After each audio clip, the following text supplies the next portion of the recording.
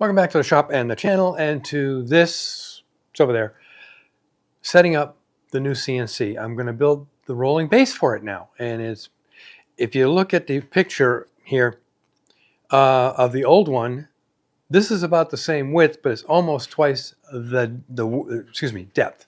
About the same depth, but almost twice the width. And because I want everything on wheels, I can roll this around, put it places, put it under other dust collection. I will start with the casters. Of course, I have a drawer full of casters down here that I keep for future use. So I'm going to use my square drives and just mount these in place.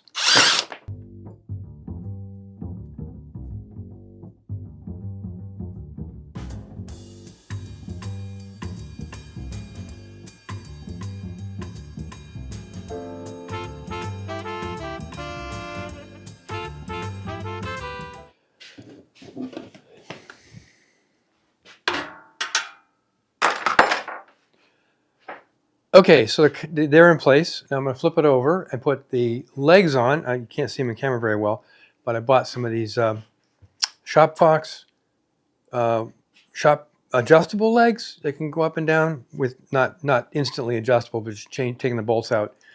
And I've got it basically the height that I want it to be at, with everything involved. It's 4 inches for the 4 inches for these, and then the CNC on top of it. Now this is the dollar side. This is facing upward.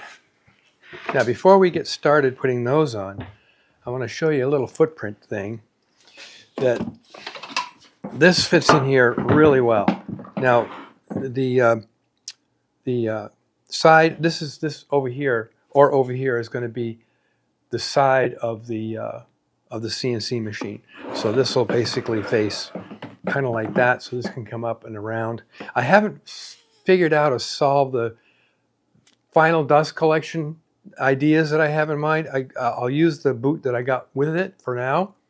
That's going to require a little bit of mucking around with tubing because it's got an 1.25 inch connection on it, and I'm going into 2.5 inches. So I'll get that out of the way. So now we want to put the legs on. And we will switch over to the 9/16 or whatever it is thing. And I pre-drilled these things. I had one of these in stock and had to order another one because I thought it was a 2-pack and it wasn't. But I've pre-drilled the holes. Oops, that's the wrong way around. This is the right way around. And the flanges come right to the edge. There we go, and then the bolts go down to the flanges. I don't need washers on this side because the flange acts as a washer.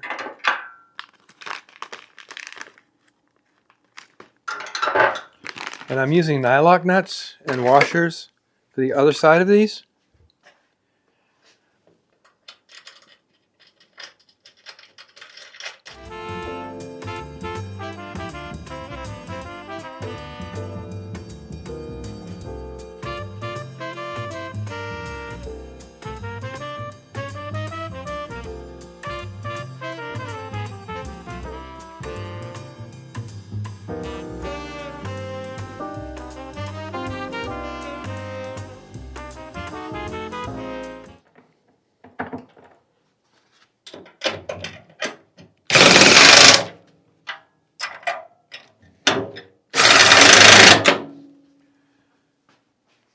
There it is. And like I said, this is the side of the machine. Front is this way or that way, and then the hoses will come down and into here. I have to build a drawer that comes later for bits and stuff. And let me get this off the sawhorses, and I'll put the top piece on.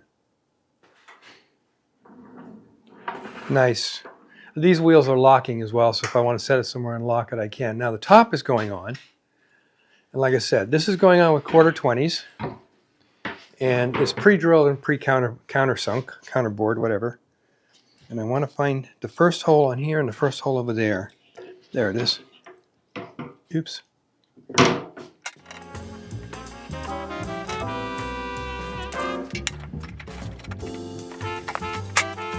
And this came in a little box. Ooh, how about that? I have to countersink those a little bit more.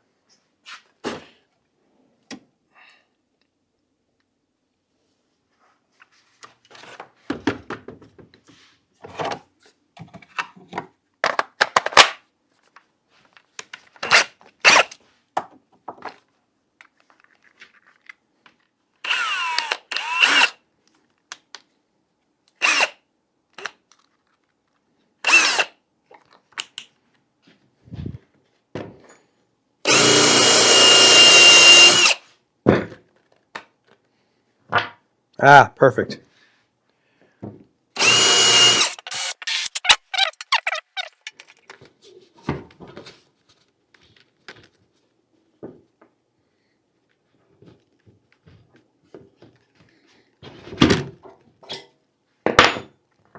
There's that. Oopsie. There's that. Oh, these didn't line up. I wonder if these are asymmetric, meaning they weren't machined correctly in the first place. So let's spin this around and see if that's the case.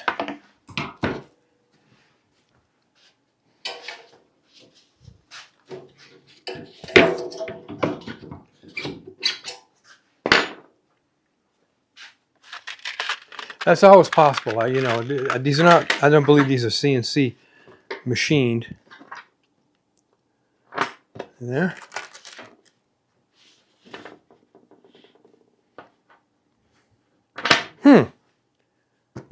Still the same. Oh, I know what I did wrong. No biggie. We can fix that. But let me get this screwed down in place.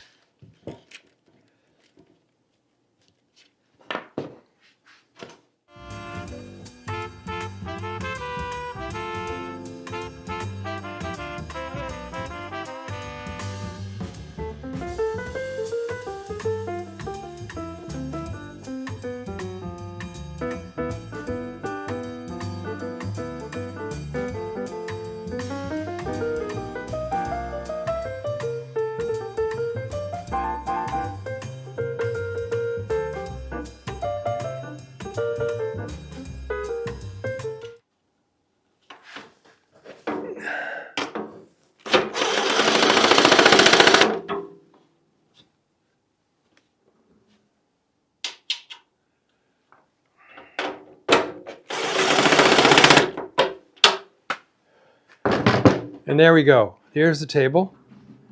It's going to roll right into here. I'll get the ramps out of the way. But it'll roll right in here. Got some stuff in the way. Yeah, I guess. And it'll sit here. Probably put a cover on it.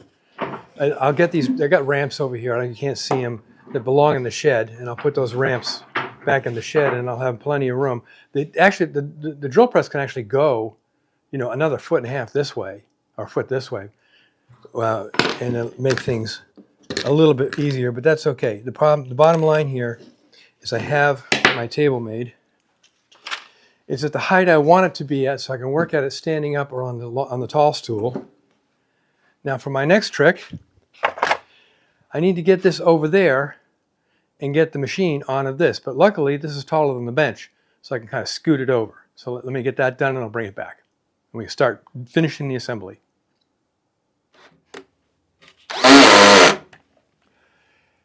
Okay, as usual, change of plans. I decided to build up the infrastructure on the table before bringing the heavy monster over here and putting it in place. So what have I done?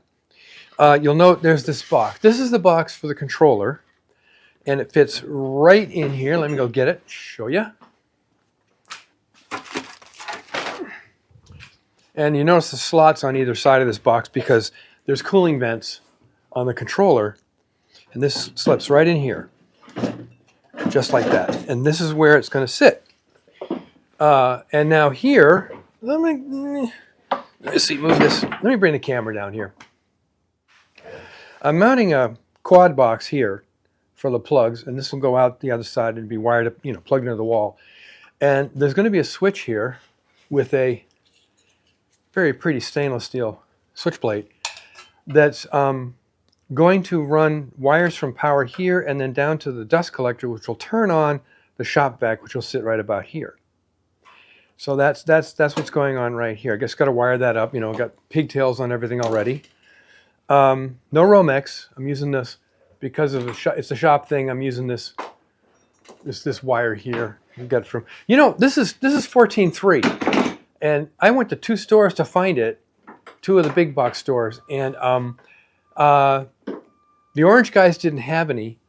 The blue guys weren't sure they had any, and he went through the rotating thing until we finally found 14.3, and it was a brand new roll and had never been cut into. He said, we haven't shipped any of this or cut any of this out for a long time. So I got 15 feet of that. Maybe I need to go buy a whole bunch of it and stick it in my supplies. As I said earlier, over here, there's going to be a pop-up shelf for the computer, and this is the arm that's going to do it. It's got a little, you know, clip here, and it slides down. It folds down. I got to put up a bracket here to house these 2. I got 2 of them just for added strength because I'm kind of crazy about that. And that's what's going there. And as you can see, I think you can see down here, there's plenty of room for the dust collector, the cyclone and the dust collector. And right here, I'm going to build a drawer, only this time I can build it a lot deeper, and it's going to be about out to here. It's going to come way out as far as I can get it. And there's plenty of room here to put it in. So the drawer is going to house all of my bits, all of my clamps, and all that ancillary stuff that I need to clamp stuff down to the big monster that's going up here. So let me finish all this up, bring the monster over, put it in place, and then we can finish up all the electrical wiring and the wire chains and drag chains and all that kind of good stuff, so I can at least get it all set up and ready to go. Okay, pretty much where I want it now until I get the thing over here. I have to do some wire management down here, but controller, as you saw earlier, sits right here. This is the switch for the dust collection. That'll be turned on before I run the job every time, of course. And here is the pop-up table for my laptop, which will sit right here. And I left enough room for, you know, a mouse pad here, but this is temporary, like I said, until such time as I get the Windows tablet, which are reasonably priced, and I only need it to run this machine, so I don't need it for anything else. So that'll free up my laptop to be where it belongs. So that's my laptop table, and do the thing with the thing. So the next thing to do is to get that beastie over here. See if that works. There we go. Get this beastie over here, put it on here, and then we can talk about putting on the rest of the electronic stuff, connecting it to the controller, and I might end the video there because the next video I want it to be is the first startup. I'll do some experimentation ahead of time, but the first startup. So let me go get the machine, or let me roll this over there, get the machine, put it on here, and kind of set it up where I want it. Okay, so here it is. It's on its home. Yep. I got to move one tool off the wall, and then this will fit in there very nicely. Now, what they want you to do is put in the y-axis first, which is across here. So this is all wired, pre-wired, and set up. So I need to untangle this mess. Here we go. And find out which is the Y.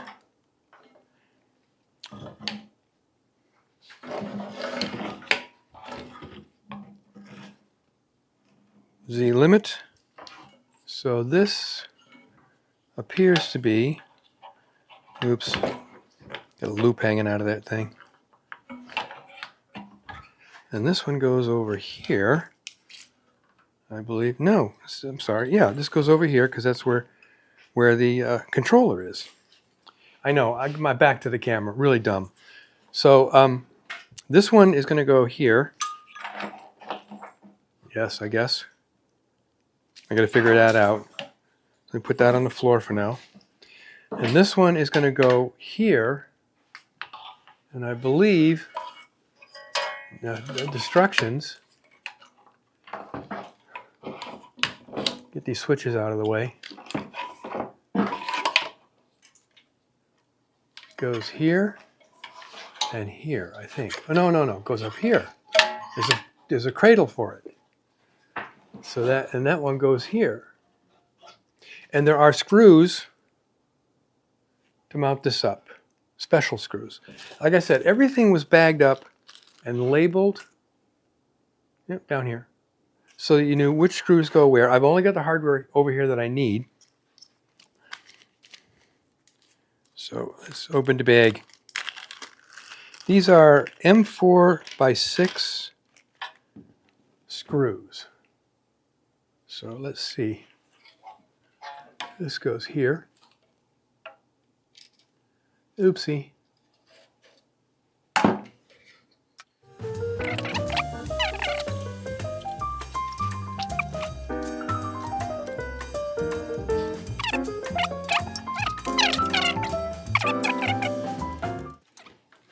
Okay, so there's a drag chain, and then 2 more screws over here.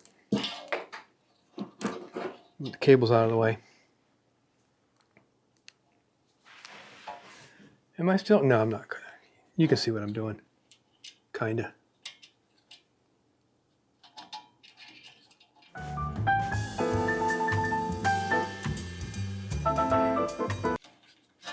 All right, so as I said earlier, everything, all the plugs, connectors are labeled for where they go and what they do on the entire machine. So getting it connected correctly is fairly easy. So now I want to do this one. And how does this one go?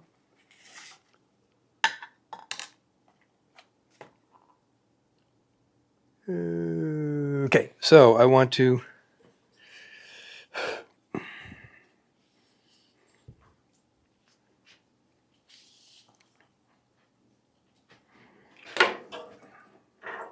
goes like this, and this rides on the table.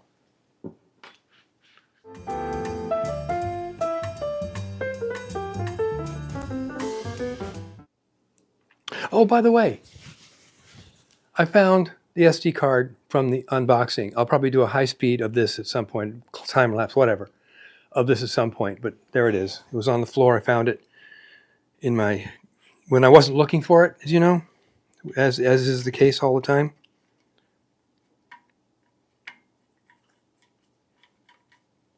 Okay, and then this connects here.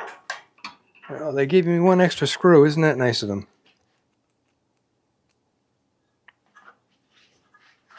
I know. Back to the camera.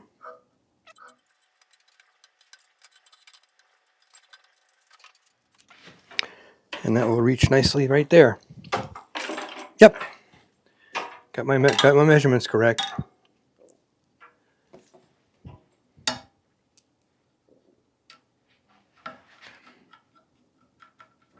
Okay, so the drag chains are now installed. And now it's just a matter of clipping all these wires together with their respective connections. So if I look here, I've got Y-axis limiter. So maybe I should bring the camera and you can look at some of this stuff. I mean, it's not like you haven't seen connectors being done before.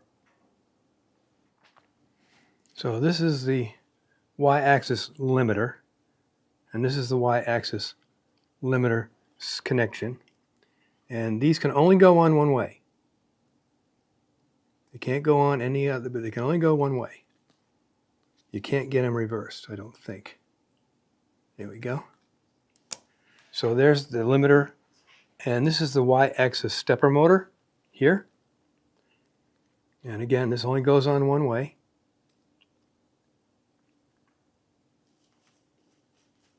And that ain't it. Yeah, it is.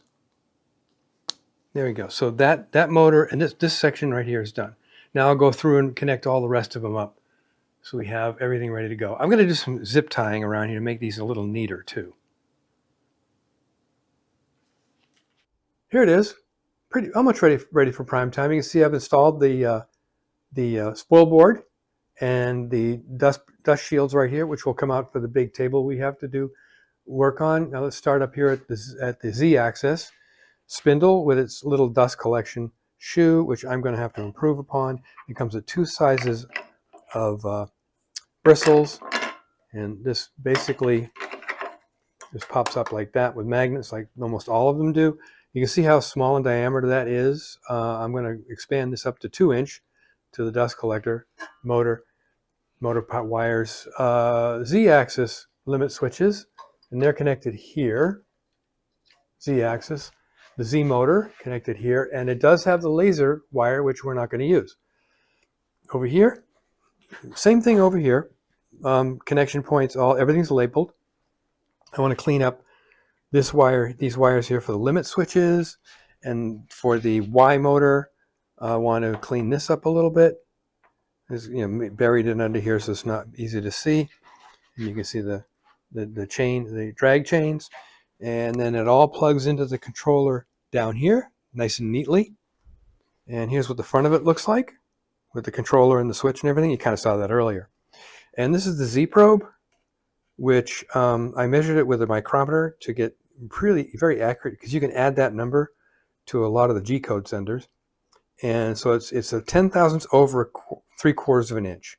That may not seem like a lot, but in some instances it means a lot. So I can add that in and say, this is what my Z-axis is. It's actually not 750, it's 760 thousandths of an inch.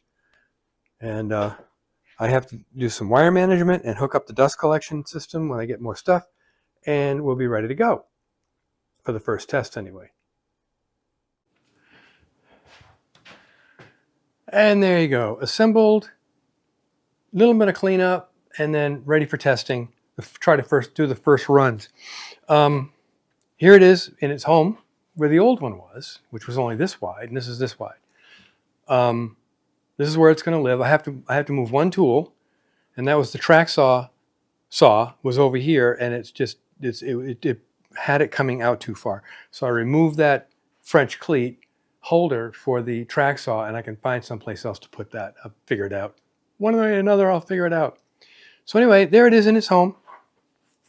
And with that, oh, by the way, I found the unboxing video, SD card. I wasn't even looking for it, just doing something in the shop, moving something around, and there it was.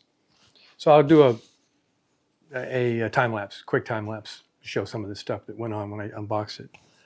Unless someone wants me to do a whole unboxing video, I can just do that whole thing. So anyway, we're ready to rock and roll with this. I have to do some diagonal bracing in this dimension, but that's not a big deal. That's pretty easy. I'll put a web back there or something. And here I am moving.